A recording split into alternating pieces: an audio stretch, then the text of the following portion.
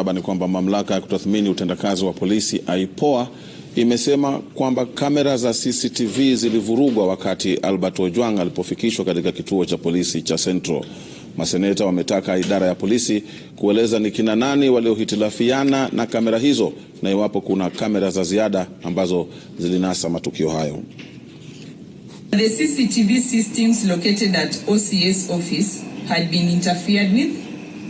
Number 2, that the post-mortem conducted on 10th June 2025 revealed the cause of death as head injury due to blunt force trauma, neck compression, and multiple subcutaneous bruises all over the body.